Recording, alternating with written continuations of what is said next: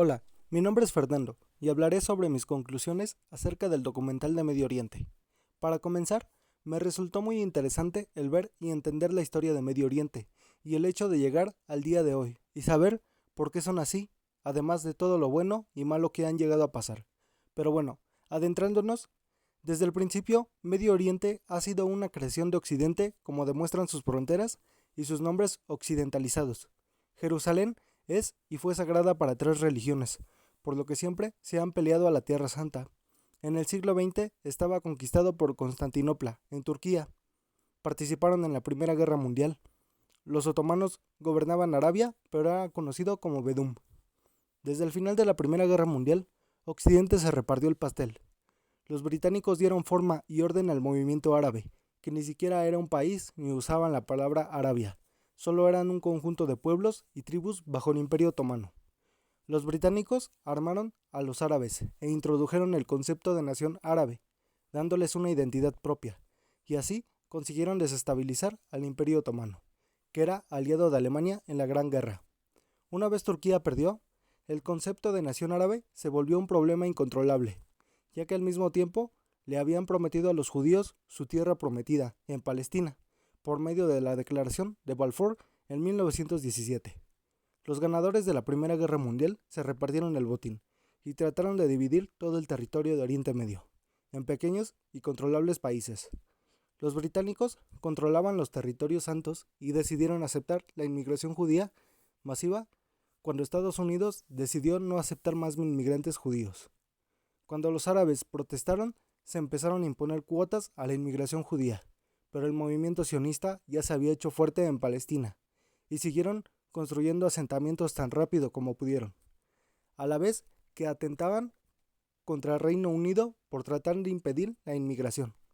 Además, Egipto e Irak, países que siempre tuvieron gobiernos títeres occidentales, fueron objeto de disputa en la Segunda Guerra Mundial, pasando a ser finalmente de Reino Unido, después de que los alemanes intentaran ganarlos para su causa nazi. Asimismo, tras la Primera Guerra Mundial, los aliados, junto a la Francia Libre, invadieron Siria y Líbano, donde primero les dijeron a los árabes que serían libres, pero luego dijeron a los franceses que debían volver a gobernar estos países. Los árabes declararon la independencia pese a las objeciones francesas, y con el apoyo de los británicos y Estados Unidos, que estaban por el labor de acabar con el colonialismo. Los judíos tenían tres facciones paramilitares que practicaban un terrorismo feroz contra los árabes y más tarde contra los británicos. A menudo los terroristas eran supervivientes del Holocausto, hombres endurecidos a los que solo les importaba su causa, mientras los británicos habían librado batallas contra el colonialismo en Europa y Asia. Mantenían su dominio en Palestina, pero no pudieron sostener mucho más tiempo esa contradicción, ni tampoco el terrorismo sionista, que buscaba una limpieza étnica, ni el hecho de que los mismos británicos, que habían liberado campos de concentración, ahora tuvieran que encarcelar a las mismas víctimas de entonces, ni tampoco la creciente inmigración que se asentaba y construía a una velocidad vertiginosa. Por esto, Reino Unido le pasó la decisión a la ONU, quien aprobó en una polémica resolución la participación del país, una decisión que difícilmente se daría hoy en día. Una partición que los judíos celebraron y los árabes condenaron. Meses después, Estados Unidos y Reino Unido dijeron que no se podía hacer la partición, y es que en el contexto de la Guerra Fría querían aproximarse a los árabes para que no cayeran en manos soviéticas y se olvidaron de los judíos. Pero en mayo de 1948, Reino Unido no pudo más y abandonó Palestina. Entonces, los judíos se apresuraron a declarar el Estado de Israel, aún sin fronteras por definir, en apenas unas horas, y Estados lo reconoció. En 11 minutos, Israel fue atacado por todos los lados. El nuevo Estado unificó su ejército y logró defenderse con tal éxito que logró un armisticio con todas las naciones árabes. En la década de 1950, Oriente Medio seguía siendo un territorio tutelado, pero ahora el tutor era la nueva potencia, Estados Unidos. Transjordania consiguió Cisjordania y pasó a llamarse Jordania. Irán, antigua Persia, nunca fue parte de un imperio extranjero. Tenía una dictadura militar, la dictadura del Shah de Persia, que simulaba ser una legítima monarquía y pretendía ser moderna y occidentalizada. Los persas no son árabes, son mayoritariamente chiíes, a diferencia del resto de países musulmanes, y hablan otra lengua. Irán fue neutral, aunque simpatizaba con el eje, y cuando no dejó de pasar tropas aliadas por su territorio, fue invadida por Reino Unido y la URSS. La industria petrolera iraní estaba controlada por Inglaterra, y el Shah se ganó la fama de estar vendiendo a los intereses occidentales, solo hasta que llegó al poder Mossadegh. Se nacionalizó su petróleo y esto provocó sucesivas tensiones, en los que Mossadegh entraba y salía del gobierno, según demandaba la política nacional.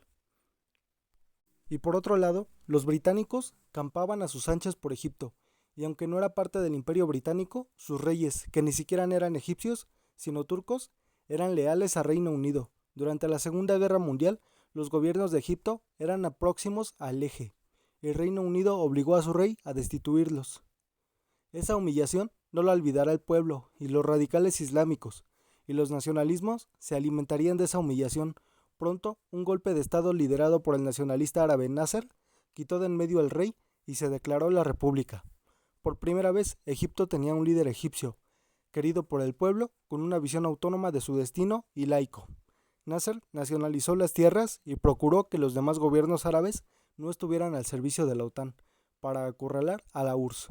Era un excelente orador, que internamente era anticomunista, pero también era antiimperialista, y por tanto peligroso para Estados Unidos y el Reino Unido.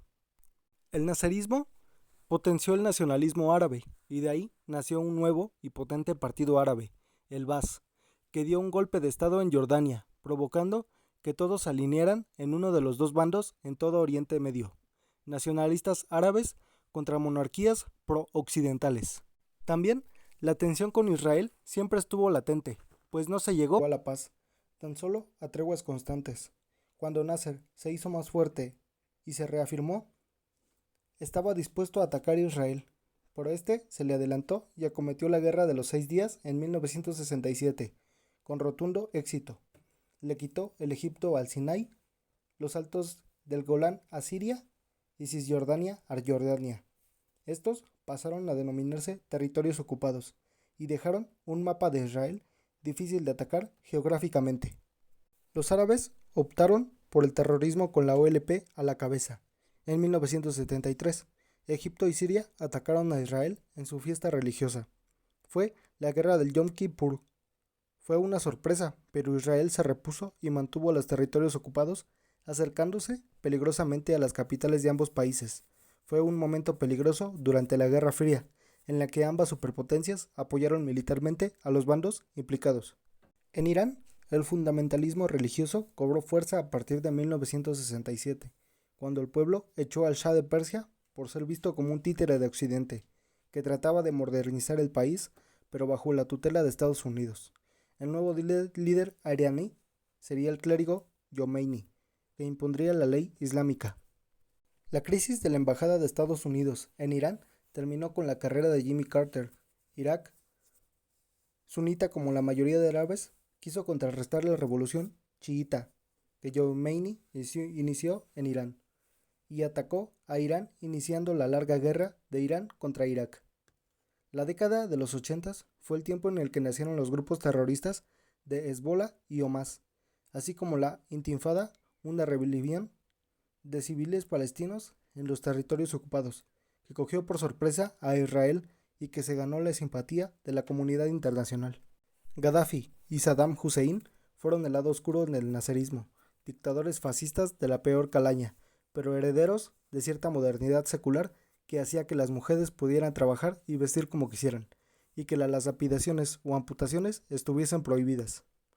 Lo que en Occidente conocemos como la Primera Guerra del Golfo tuvo lugar cuando Saddam atacó Kuwait, y el mundo árabe casi unánimemente se puso del lado de Kuwait y Estados Unidos, aunque no se vio con buenos ojos el hecho de que tropas no musulmanes entraran en territorio santo. Los Estados Unidos fueron los únicos capaces de defender a Saddam e impedir que Israel participara en la guerra, a pesar de estar siendo atacada por Irak, lo cual habría supuesto la ruptura de la alianza árabe con Saddam. Y bueno, esto fue todo de mi parte, con lo que me quedé. Gracias por escuchar.